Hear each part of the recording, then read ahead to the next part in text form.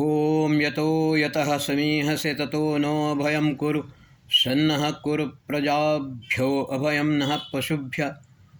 ನನ್ನ ಸಮಸ್ತ ಪ್ರೀತಿಯ ಬಂಧು ಭಗಿನಿಯರಿಗೆ ಡಾಕ್ಟರ್ ಕುಮಾರ್ ಶಾಸ್ತ್ರಿ ಮಾಡುವ ವಂದನೆಗಳು.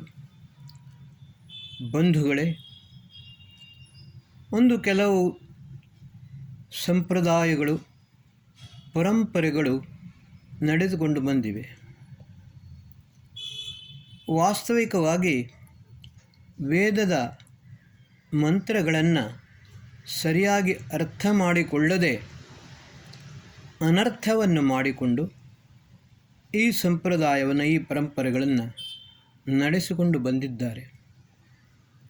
ರಥೋತ್ಸವದ ಸಮಯದಲ್ಲಿ ಮೃಗಬೇಟೆಯ ಉತ್ಸವ ಅಂತ ಹೇಳಿಕೊಂಡು ಒಂದು ಮಾಡುತ್ತಾರೆ. ದೇವರು ಮೃಗನ ಬೇಟೆಗೋಸ್ಕರ ಹೋಗುತ್ತಾರೆ. ದಾರಿಯಲ್ಲಿ ಯಾರನ್ನಾದರೂ ಒಬ್ಬ ಹಿಡಿದುಕೊಂಡು ಅವನನ್ನು ಕೆಲವರು ಅವನಿಗೆ ಹೊಡೆದು ಬಡಿದು ಅವನನ್ನು ಬಿಟ್ಟು ಬಿಡುತ್ತಾರೆ. ಅವನಿಗೆ ವಸ್ತ್ರವನ್ನು, ಏನೇನಾದರೂ ಕಾಣಿಕೆಯನ್ನು ಕೊಡುತ್ತಾರೆ. ಇದು ಮೃಗಬೇಟೆ ಉತ್ಸವ. ಬಂಧುಗಳೇ, ದೇವರು ಮೃಗಬೇಟೆ ಮಾಡುವುದೆಂದರೆ ಇದೊಂದು ಹಾಸ್ಯಾಸ್ಪದವಾದ ವಿಷಯ. ವಾಸ್ತವಿಕತೆ ಏನು ಅಂತ ಹೇಳಿದರೆ, ಒಂದು ಮಂತ್ರ, ಮೃಗೋನ ಭೀಮ ಕುಚರೋ ಗಿರಿಷ್ಠಾಹ. ಇದು ವಿಷ್ಣುವಿನಿಗೋಸ್ಕರ ಹೇಳುವಂಥದ್ದು. ವಿಷ್ಣು ವ್ಯಾಪ್ತವು ಧಾತುವಿನಿಂದ ವಿಷ್ಣು ಶಬ್ದ ಉತ್ಪನ್ನವಾಗುತ್ತದೆ. ಸರ್ವವ್ಯಾಪಕನಾದ ಪರಮಾತ್ಮ. ಇವರು ಅರ್ಥ ಮಾಡುವಾಗ ಏನು ಮಾಡುತ್ತಾರೆ ಅಂತ ಹೇಳಿದರೆ, ಮೃಗನಂತೆ ಭೀಮ, ಭಯಂಕರ, ಕ್ರೂರ ಅಂತಹ ವಿಷ್ಣು ಕುಚರ, ಕುತ್ಸಿತಚರ, ಕೆಟ್ಟವಾದ ಜಾಗದಲ್ಲಿ ಅಥವಾ ಕಲ್ಲು ಬಂಡೆಗಳ ಮಧ್ಯೆ ಅಥವಾ ಬೆಟ್ಟಗಳ ಮಧ್ಯೆ ಇರುವ ಒಂದು ಪ್ರಾಣಿ. ಬಂಧುಗಳೇ, ಪಾಶ್ಚಾತ್ಯರು ಕೂಡ ಮ್ಯಾಕ್ಸ್ ಮುಲ್ಲರ್, ಮ್ಯಾಕ್ಡೊನಾಲ್ಡ್, ಗ್ರಿಫಿತ್ ಮೊದಲಾದವರು ಕೂಡ ಇದರ ಅನುವಾದವನ್ನು ಈ ರೀತಿ ಮಾಡಿದ್ದಾರೆ. Vishnu just like a cruel lion, he is living in dirty place and always hunting the animals. ಬಂಧುಗಳೇ, ನಾವು ನಿಜವಾದ ಅರ್ಥವನ್ನು ತಿಳಿದುಕೊಳ್ಳಬೇಕು. ಸರ್ವವ್ಯಾಪಕನಾದ ವಿಷ್ಣು ವ್ಯಾಪ್ತವು ಧಾತುವಿನಿಂದ ವಿಷ್ಣು ಶಬ್ದ ನಿಷ್ಪನ್ನವಾಗುತ್ತದೆ. ಸರ್ವವ್ಯಾಪಕನಾದ ಪರಮಾತ್ಮ. ಮೃಗೋನ ಭೀಮ. ಮಹರ್ಷಿ ಯಾಸ್ಕರು ನಿರುಕ್ತದಲ್ಲಿ ಮೃಗ ಅಂತ ಹೇಳಿದರೆ ಮಾಸ್ಟೇ ಗತಿಕರ್ಮಣ. ಅಣುರೇಣು ತೃಣಕಾಷ್ಟದಲ್ಲಿ ಪ್ರತಿಯೊಂದರಲ್ಲಿಯೂ ಕೂಡ ಅವನು ಗತಿಯನ್ನುಂಟು ಮಾಡುತ್ತಾನೆ. ಮತ್ತು ಅವನ ಗತಿಯಿಂದಲೇ ಎಲ್ಲವೂ ಚಲಾಯಮಾನವಾಗುತ್ತದೆ. ಅವನು ಭೀಮ ಅಂದರೆ ಪರಾಕ್ರಮಿ, ಸರ್ವಶಕ್ತ. ಅವನು ಯಾವುದನ್ನು ಬೇಕಾದರೂ ಮಾಡಬಹುದು. ಅವನಿಗೆ ಯಾರ ಸಹಾಯವೂ ಅಗತ್ಯವಿಲ್ಲ. ಆ ಸರ್ವ ಶಕ್ತನಾದ ಪರಮಾತ್ಮ ದುಷ್ಟರಿಗೆ ಭಯಂಕರ, ಶಿಷ್ಟರಿಗೆ ಅಭಯಂಕರ.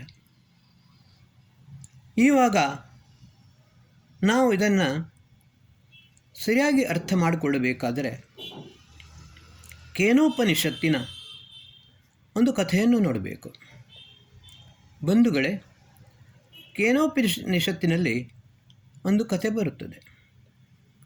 ದೇವಾಸುರ ಸಂಗ್ರಾಮವಾಗುತ್ತದೆ. ಆ ದೇವಾಸುರ ಸಂಗ್ರಾಮದಲ್ಲಿ ದೇವತೆಗಳು ಜಯವನ್ನು ಸಾಧಿಸುತ್ತಾರೆ, ವಿಜಯಿಗಳಾಗುತ್ತಾರೆ. ಇದರಿಂದಾಗಿ ಅವರಲ್ಲಿ ಭಯಂಕರ ಅಹಂಕಾರ ಜಾಗೃತವಾಗುತ್ತದೆ. ನಾವು ನಮ್ಮ ಶಕ್ತಿಯಿಂದಲೇ ಈ ಯುದ್ಧವನ್ನು ಜಯಿಸಿದ್ದೇವೆ, ಅಸುರರನ್ನು ಪರಾಸ್ತರನ್ನಾಗಿ ಮಾಡಿದ್ದೇವೆ, ನಾವೇ ಸರ್ವಶಕ್ತರು ಎಂದು ಹೇಳಿಕೊಂಡು ಅವರ ಅಹಂಕಾರದಿಂದ ಬೀಗಲು ಆರಂಭಿಸುತ್ತಾರೆ. ಸೃಷ್ಟಿಯ ನಿಯಾಮಕನಾದ ಪರಮಾತ್ಮನು ಪ್ರತಿಯೊಂದು ದೇವತೆಯನ್ನು ಒಂದೊಂದು ಕಾರ್ಯಕ್ಕೋಸ್ಕರ ನಿಯೋಜಿಸಿದ್ದಾನೆ.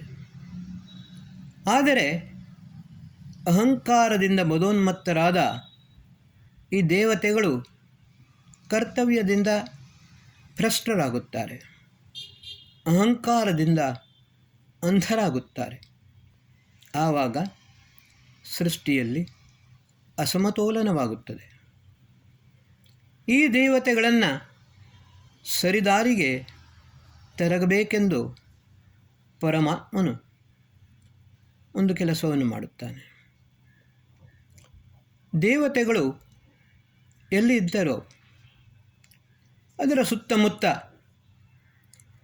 ಬಹಳ ಪ್ರಕಾಶ, ಅತ್ಯಂತ ತೀವ್ರವಾದ ಪ್ರಕಾಶವೊಂದು ಬರುತ್ತದೆ. ಕಣ್ಣು ಕುಕ್ಕಿಸುವಂಥ ಪ್ರಕಾಶ, ದೇವತೆಗಳಿಂದಲೂ ಕೂಡ ನೋಡಲು ಅಸಾಧ್ಯವಾದಂಥ ಪ್ರಕಾಶ. ಎಲ್ಲ ದೇವತೆಗಳಿಗೆ ಆಶ್ಚರ್ಯವಾಗುತ್ತದೆ. ಅದರಲ್ಲಿಯೂ ಕೂಡ ಇಂದ್ರನಿಗೆ ಎಲ್ಲರಿಗಿಂತ ಜಾಸ್ತಿ ಅಹಂಕಾರದಿಂದ ಮದೋನ್ಮತ್ತನಾದ ಇಂದ್ರ, ಅವನಿಗೆ ಅರ್ಥವಾಗುವುದಿಲ್ಲ ಈ ಪ್ರಕಾಶ ಎಲ್ಲಿಂದ ಬಂತು ಅಂತ. ಆವಾಗ ಅವನು ಮೊದಲು ಅಗ್ನಿಯನ್ನು ಕರೆಯುತ್ತಾನೆ. ಅಗ್ನಿ, ನೀನು ಹೋಗಿ ಈ ಯಕ್ಷ ಯಾರು ಎಂದು ತಿಳಿದುಕೊಂಡು ಬಾ ಅಂತ. ಯಕ್ಷ ಎಂದರೆ ಎಷ್ಟಂ ಯೋಗ್ಯ, ಪೂಜನೀಯನಾದವ. ಅವನು ಯಾರು, ಈ ಪ್ರಕಾಶ ಎಲ್ಲಿಂದ ಬಂತು, ಈ ವಿಷಯವನ್ನು ನೀನು ತಿಳಿದುಕೊಂಡು ಬಾ ಅಂತ ಅಗ್ನಿಯನ್ನು ಕಳಿಸುತ್ತಾನೆ. ಅಗ್ನಿ ಹೊರಗೆ ಹೋಗುತ್ತಾನೆ.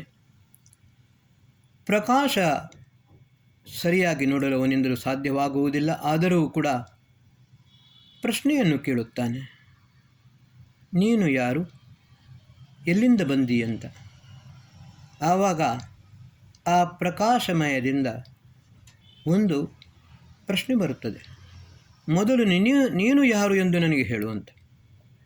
ಆವಾಗ ಅಗ್ನಿ ಹೇಳುತ್ತಾನೆ, ಅಗ್ನಿರ್ವಾ ಜಾತವೇದ, ನಾನು ಅಗ್ನಿ ಜಾತವೇದ, ಏನನ್ನು ಮಾಡಬಲ್ಲಿ, ಕ್ಷಣ ಮಾತ್ರದಲ್ಲಿಯೇ ಎಲ್ಲವನ್ನೂ ಸುಡಬಲ್ಲೆ ಎಂದು ಹೇಳುತ್ತಾನೆ. ಆವಾಗ ಒಂದು ತೃಣ ಅಗ್ನಿಯ ಎದುರಿಗೆ ಬರುತ್ತದೆ. ಆ ತೃಣವನ್ನು ಅಗ್ನಿಯ ಎದುರಿನಲ್ಲಿ ಉಪಸ್ಥಿತ ಮಾಡುವಾಗ ಪರಮಾತ್ಮನು ಮೊದಲು ಅಗ್ನಿಯ ಶಕ್ತಿಯನ್ನು ನಷ್ಟ ಮಾಡುತ್ತಾನೆ. ಮೊದಲು ಅಗ್ನಿ ಅಪಹಾಸ್ಯ ಮಾಡುತ್ತಾನೆ, ಈ ತೃಣವನ್ನು ನಾನೇನು ಮಾಡಲು ಸಾಧ್ಯ, ಇದು ತನ್ನಿಂದ ತಾನೇ ನಷ್ಟವಾಗುತ್ತದೆ. ಆದರೆ ಕೊನೆಗೆ ಅಗ್ನಿಯು ಎಲ್ಲ ಶಕ್ತಿಯನ್ನು ಪ್ರಯೋಗಿಸುತ್ತಾನೆ, ಆದರೆ ಆ ತೃಣವನ್ನು ಸುಡಲು ಅವನಿಂದ ಆಗುವುದಿಲ್ಲ. ಅವನು ಒಳಗೆ ಹೋಗಿ ಇಂದ್ರನ ಹತ್ರ ಆ ಯಕ್ಷ ಯಾರು ಎಂದು ತಿಳಿಯಲು ನನ್ನಿಂದ ಸಾಧ್ಯವಾಗಲಿಲ್ಲ ಎಂದು ಹೇಳುತ್ತಾನೆ. ಆಮೇಲೆ ಇಂದ್ರ ವಾಯುವನ್ನು ಕಳಿಸುತ್ತಾನೆ. ವಾಯು, ನೀನು ಹೋಗಿ ಆ ಯಕ್ಷ ಯಾರು ಎಂದು ತಿಳಿದುಕೊಂಡು ಬಾ ಅಂತ. ಆವಾಗ ವಾಯು ಹೊರಗೆ ಹೋಗುತ್ತಾನೆ. ಹೋದ ನಂತರ ಪುನಃ ಅದೇ ಪ್ರಶ್ನೋತ್ತರವಾಗುತ್ತದೆ. ಪ್ರಕಾಶದಿಂದ ಪ್ರಶ್ನೆ ಬರುತ್ತದೆ, ನೀನು ಯಾರು. ಆವಾಗ ವಾಯು ಹೇಳುತ್ತಾನೆ, ವಾಯುರ್ವಾ ಮಾತರಿಶ್ವ ಅಂತ, ಏನನ್ನು ಮಾಡಬಲ್ಲೆ, ಕ್ಷಣ ಮಾತ್ರದಲ್ಲೇ ಎಲ್ಲವನ್ನೂ ಹಾರಿಸಬಲ್ಲೆ.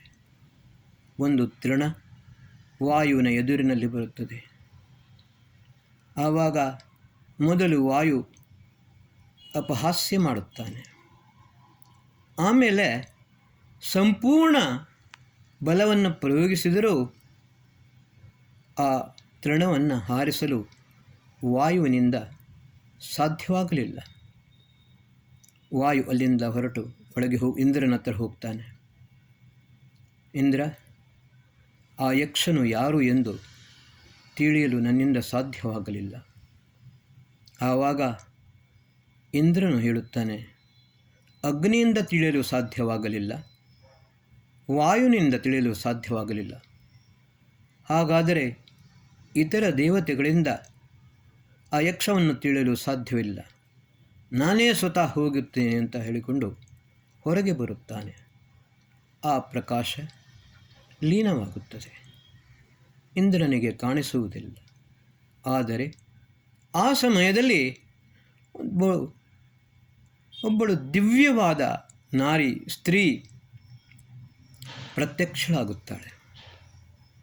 ಆ ಸ್ತ್ರೀಗೆ, ಆ ದಿವ್ಯವಾದ ನಾರಿಗೆ ಉಪನಿಷತ್ತು ಉಮಾ ಹೈಮವತಿ ಎಂದು ಹೇಳುತ್ತದೆ. ಇಂದ್ರ ಅವಳ ಕಾಲಿಗೆ ಅಡ್ಡಬಿದ್ದು ಸಾಷ್ಟಾಂಗ ನಮಸ್ಕಾರ ಮಾಡಿ, ಅಮ್ಮ, ನೀನು ಯಾರು? ಈ ಯಕ್ಷ ಯಾರು? ಎಲ್ಲಿಂದ ಬಂತು? ಆವಾಗ ಉಮಾ ಹೇಳುತ್ತಾಳೆ, ಇಂದ್ರ, ನೀವೆಲ್ಲರೂ ಅಹಂಕಾರದಿಂದ ಬೀಗುತ್ತಿದ್ದೀರಿ.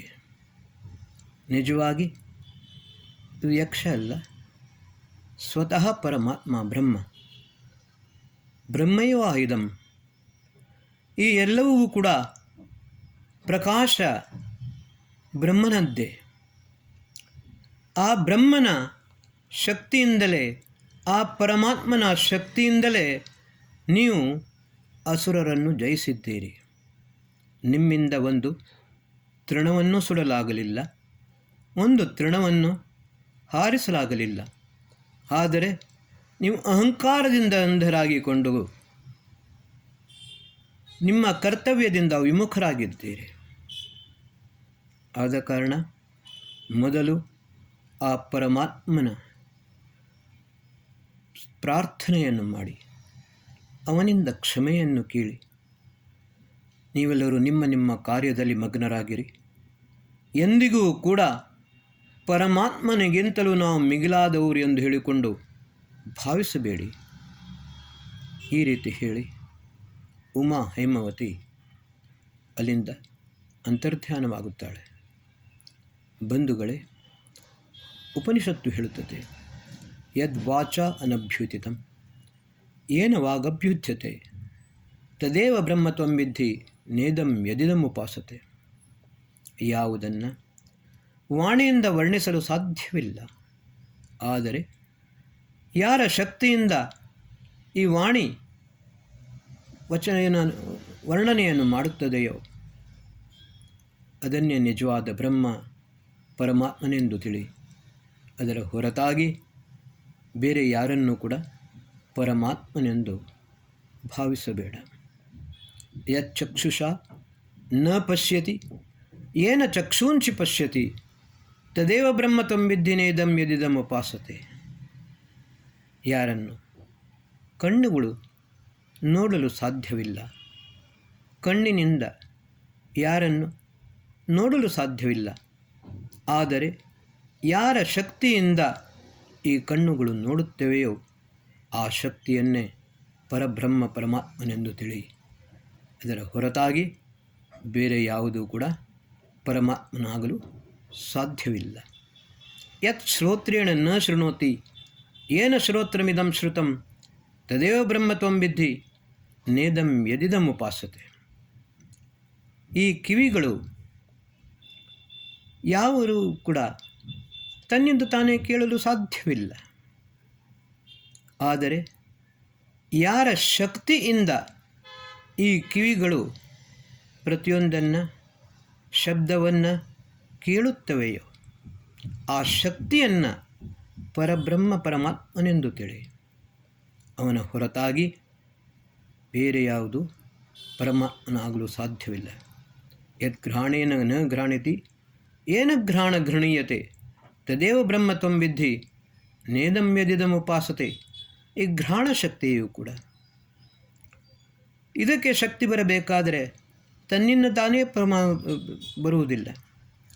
ನಾವು ಘ್ರಾಣ ಶಕ್ತಿಯಿಂದ ಮತ್ತು ನಮ್ಮ ನಾಸಿಕಾದಿಂದ ಶ್ವಾಸೋಚ್ಛ್ವಾಸವನ್ನು ಮಾಡಲು ಸಾಧ್ಯವಿಲ್ಲ. ಸುವಾಸನೆಯನ್ನಾಗಲಿ ದುರ್ವಾಸನೆಯನ್ನಾಗಲಿ ತಿಳಿಯಲು ಸಾಧ್ಯವಿಲ್ಲ. ಆದರೆ ಯಾರ ಶಕ್ತಿಯಿಂದ ಈ ನಮ್ಮ ಘ್ರಾಣ ಶಕ್ತಿ ನಮ್ಮ ಕೆಲಸವನ್ನು ಮಾಡುತ್ತವೆಯೋ ಆ ಶಕ್ತಿಯನ್ನೇ ಪರಬ್ರಹ್ಮ ಪರಮಾತ್ಮನೆಂದು ತಿಳಿ. ಇದರ ಹೊರತಾಗಿ ಬೇರೆ ಯಾವುದೂ ಕೂಡ ಪರಮಾತ್ಮನಾಗಲು ಸಾಧ್ಯವಿಲ್ಲ.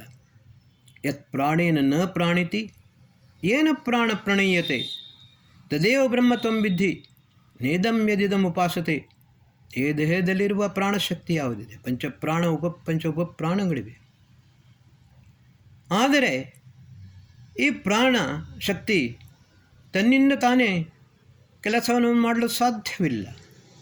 ಯಾರ ಶಕ್ತಿಯಿಂದ ಈ ಪ್ರಾಣಶಕ್ತಿಯು ಕೆಲಸವನ್ನು ಮಾಡುತ್ತದೆಯೋ ಮತ್ತು ಈ ಪ್ರಾಣ ಆವಾಗಮನದ ಒಂದು ದೇಹದಿಂದ ಇನ್ನೊಂದು ದೇಹಕ್ಕೆ ಹೋಗುವ ಕೆಲಸವನ್ನು ಮಾಡುತ್ತದೆಯೋ ಆ ಪ್ರಾಣಶಕ್ತಿಯ ಸಮಸ್ತ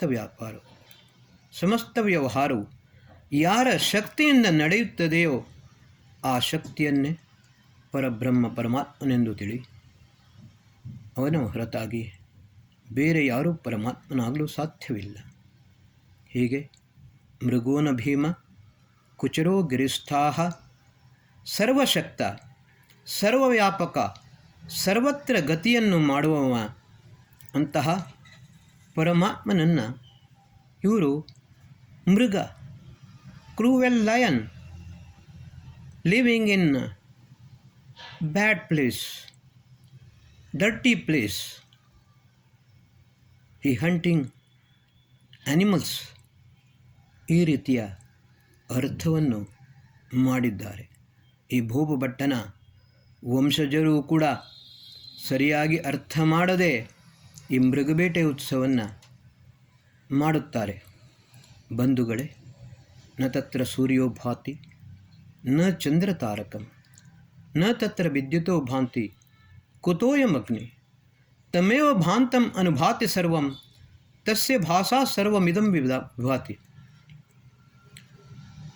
ಈ ಸೂರ್ಯನು ಬೆಳಗುವುದಿಲ್ಲ, ಚಂದ್ರ ನಕ್ಷತ್ರಗಳೂ ಪ್ರಕಾಶವನ್ನು ಕೊಡುವುದಿಲ್ಲ, ವಿದ್ಯುತ್ತು ಮಿಂಚಲು ಸಾಧ್ಯವಿಲ್ಲ, ಅಗ್ನಿಯ ಪಾಡೇನು?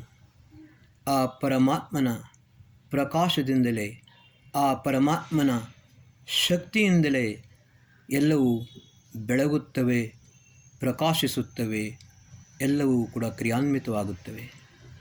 ಅಂತಹ ಸರ್ವಶಕ್ತನಾದ ಪರಮಾತ್ಮ ಮೃಗಗಳ ಬೇಟೆಯನ್ನು ಮಾಡುವುದೆಂದರೆ ಏನು? ಆ ಮೃಗಬೇಟೆ ಉತ್ಸವಕ್ಕೆ ಯಾವ ಅರ್ಥವಿದೆ?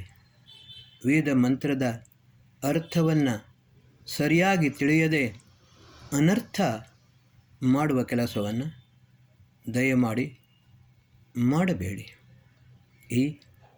ಇಂತಹ ಕೆಟ್ಟ ಪರಂಪರೆಗಳು, ಅದನ್ನು ನಾವು ದೂರಪಡಿಸಬೇಕು. ಓಂ ಶಂ.